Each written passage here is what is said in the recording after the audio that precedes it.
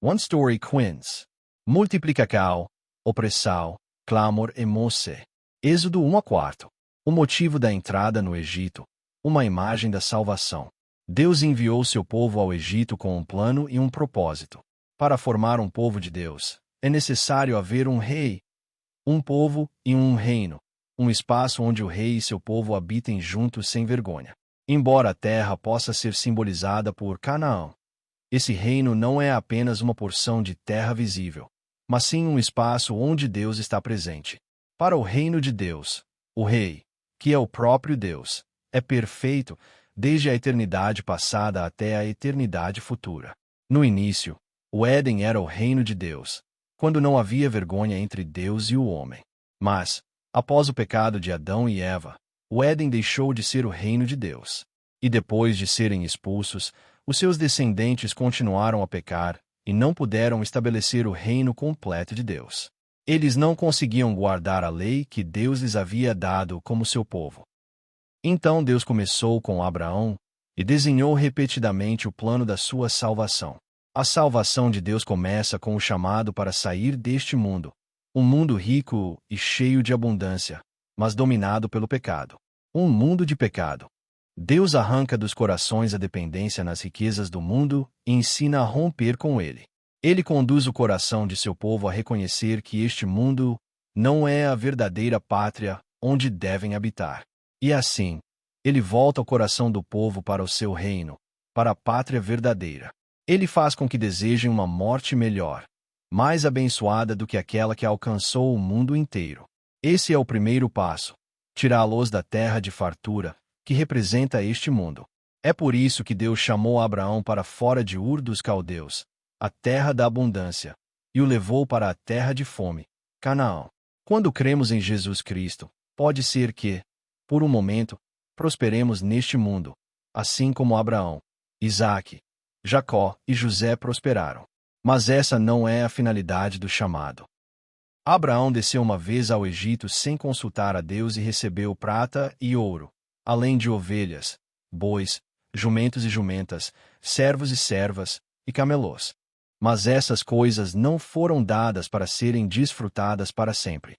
Deus as confiou temporariamente, para que, à medida que Abraão conhecesse mais profundamente o Senhor, ele acabasse por deixá-las.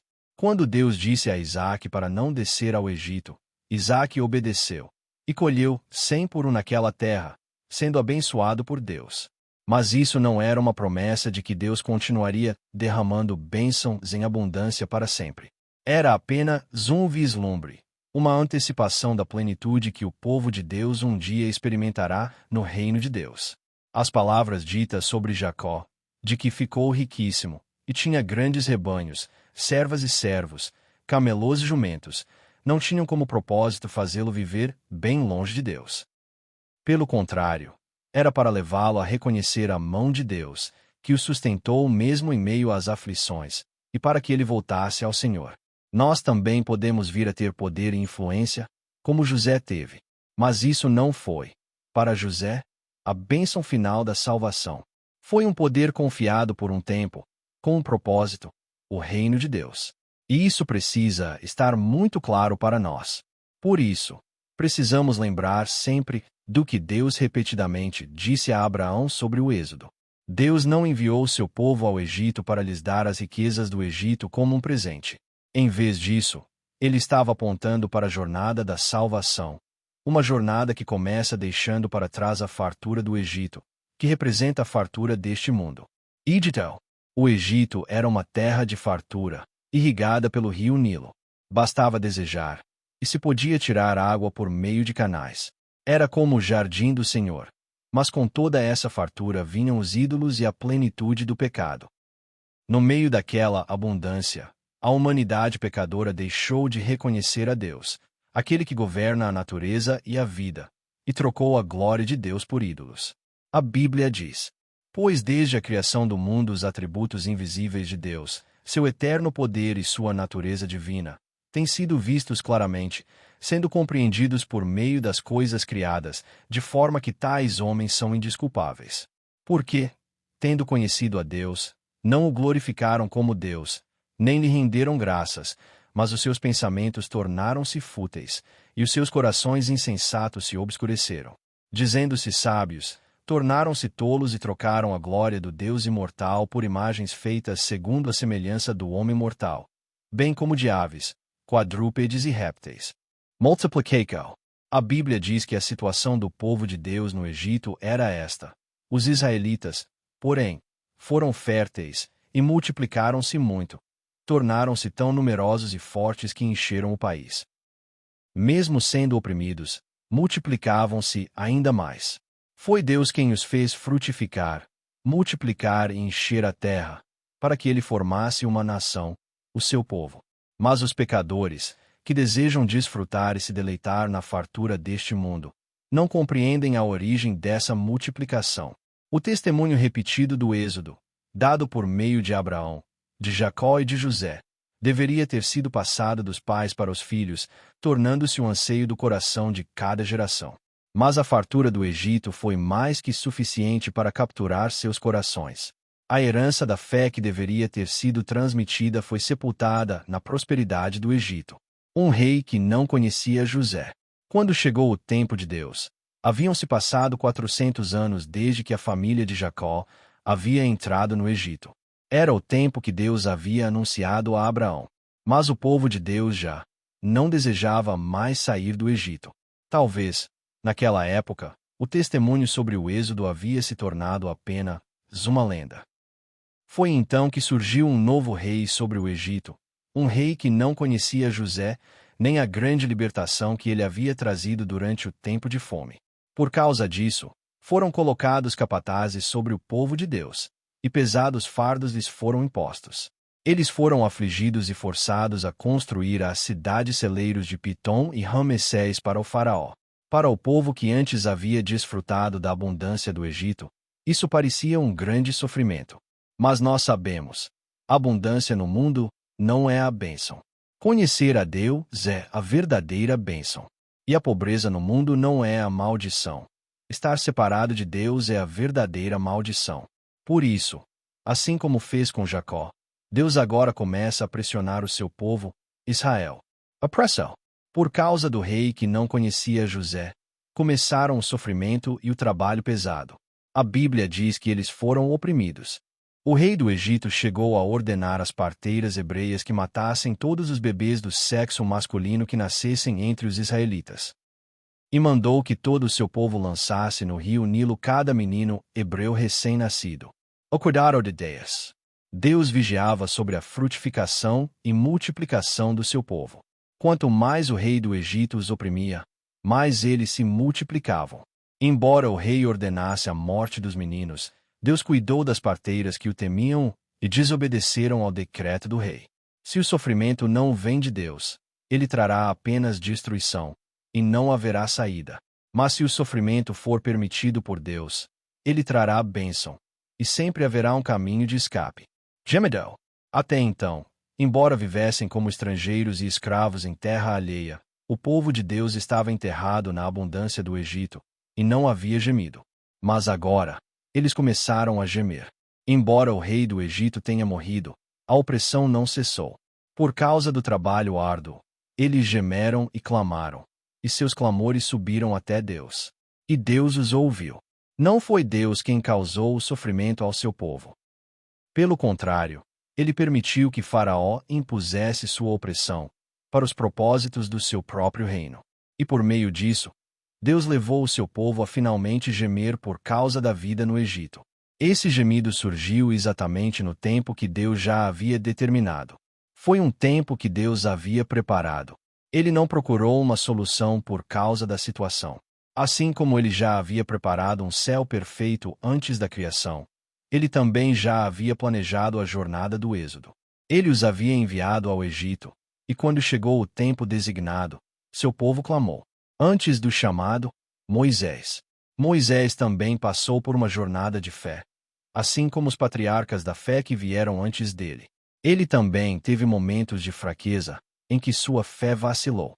Mas a Bíblia diz: nunca mais se levantou em Israel profeta como Moisés, com quem o Senhor falava face a face.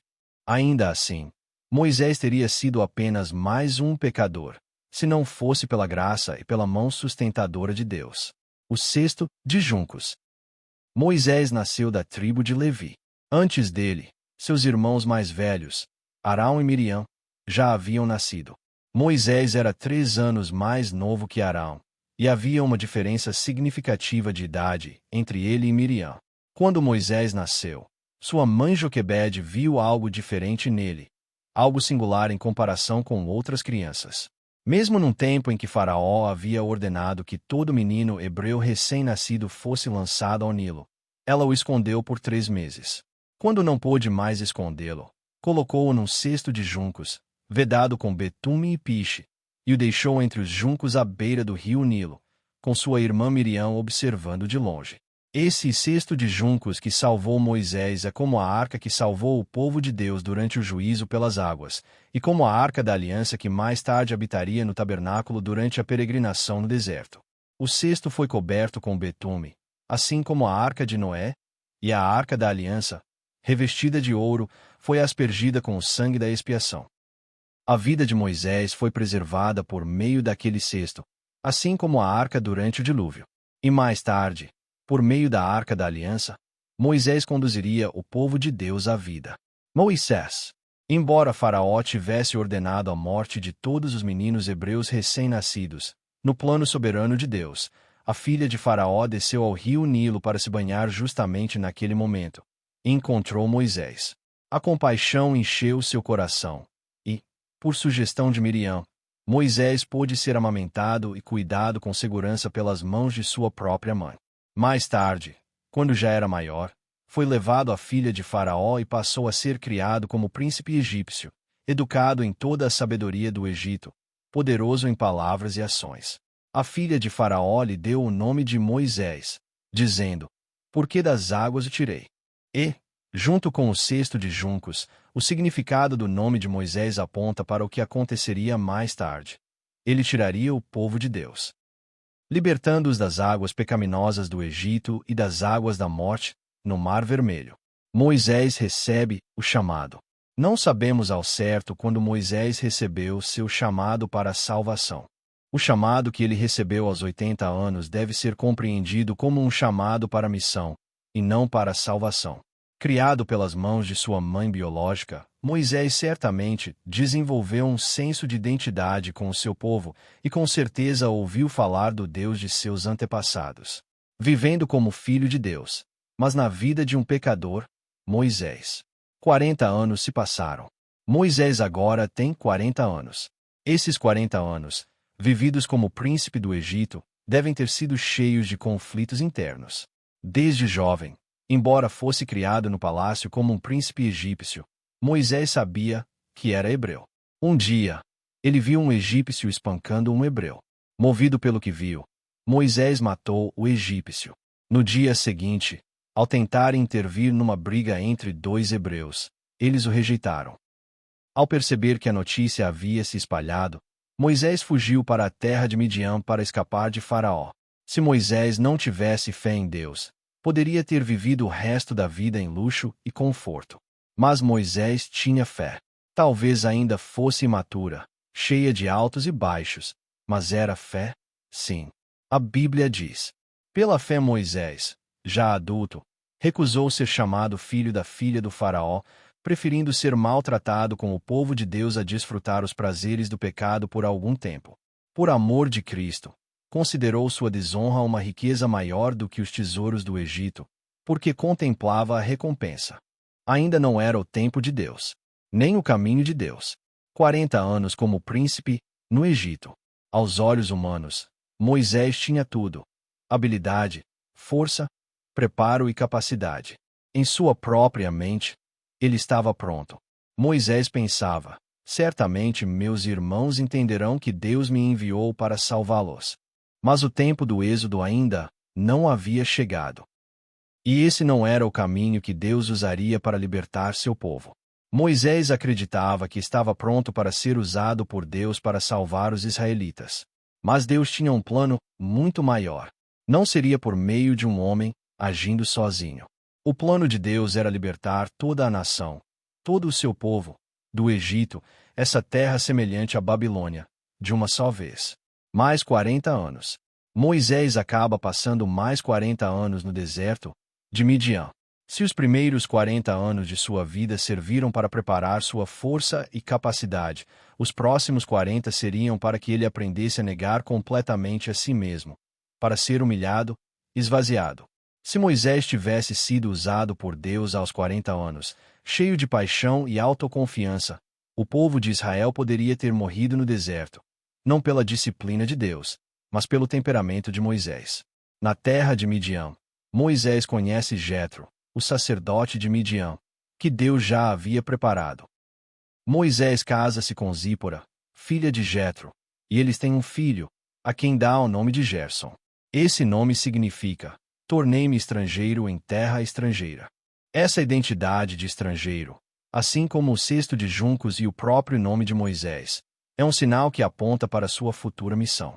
Moisés ainda não sabe que esse mesmo deserto, onde está morrendo para si mesmo por 40 anos, será o deserto por onde ele guiará o povo de Deus. Deus está preparando seu servo para o êxodo. Enquanto os israelitas gemem e clamam sob o peso do sofrimento, Deus já havia planejado tudo com precisão, antes mesmo da fundação do mundo. E agora, ele está cumprindo esse plano. Moisés, vivendo como peregrino, é chamado para sua missão. Moisés recebe seu chamado, não um chamado para salvação, como foi com Abraão, mas um chamado para missão, como foi com José. Moisés estava apacentando o rebanho de seu sogro, quando um dia chegou a Horebe, o monte de Deus. E ali, Deus já o esperava. Moisés vê uma sarça em chamas, mas que não se consumia. Ele se aproxima, e daquela sarça ardente, Deus chama o seu nome. Então Deus fala com ele, assim como falou com Jacó. Mas agora, ele inclui o nome de Jacó e diz: Eu sou o Deus de teu pai, o Deus de Abraão, o Deus de Isaque e o Deus de Jacó. Isso significa que agora Deus será para Moisés, e para os israelitas, o mesmo que foi para seus antepassados. Deus diz que viu a aflição de seu povo, no Egito. Ouviu o clamor. Conhece o sofrimento. Então, o próprio Deus diz que descerá, que os libertará da mão dos egípcios, e os levará para uma terra boa e ampla, uma terra que mana leite e mel. E então, ele diz a Moisés: Vai. Deus está enviando Moisés. Deus mesmo é quem tirará o seu povo do Egito. Deus está no controle. É Deus quem fará. Mas Moisés, que ainda não entende o que Deus já fez e fará, não consegue obedecer de imediato. Moisés não sabe como foi preparado. Então começa dizendo: Quem sou eu para ir a Faraó e tirar os israelitas do Egito? Depois diz: E se perguntarem, qual é o nome dele? O que direi? E então, e se não acreditarem em mim, nem me ouvirem? Depois, nunca fui eloquente. E por fim, Senhor, envia outra pessoa. Mas essa hesitação não é apenas desobediência. É a morte de Moisés para si mesmo. Se fosse o Moisés de 40 anos atrás, ele teria dito amém e ido. Mas agora, aquele homem já não existe. Seu corpo está velho e cansado, e toda a ambição humana se foi. É por isso que Deus o chama agora. Moisés, com 80 anos, não pode. E é por isso mesmo que ele diz: Eu não posso. Mas há uma diferença entre dizer eu não posso por orgulho, achando que não precisamos de Deus, e dizer eu não posso por fraqueza e dependência verdadeira. E agora, Deus usará esse Moisés incapaz como líder do êxodo. Deus já havia sepultado o Moisés capaz dos 40 anos anteriores, no deserto. Agora, ele se revelará através do Moisés incapaz dos 80. Mais uma vez, será o zelo de Deus que conduzirá tudo. Essa é a aliança que Deus fez com Abraão. Esse é o método de Deus. Esse é o sonho de Deus, a visão de Deus, que ele deu a José. Antes que os israelitas pudessem receber o chamado de Deus por meio de Moisés, eles precisavam reconhecer o que Deus já havia feito. Eles teriam que crer e atravessar o deserto até chegar à terra de Canaã, a terra prometida desde os dias de Abraão. Mas como o Egito era mais valioso para eles do que o próprio Deus, teriam que caminhar os mesmos 40 anos que Deus usou para quebrar Moisés. Eles também passariam por esse deserto. Essa é a história do zelo de Deus, planejada e preparada antes mesmo de chamar o seu povo. Continua. Deus prepara as circunstâncias, e Ele prepara aquele que conduzirá, Moisés. E a história do seu grande amor prossegue.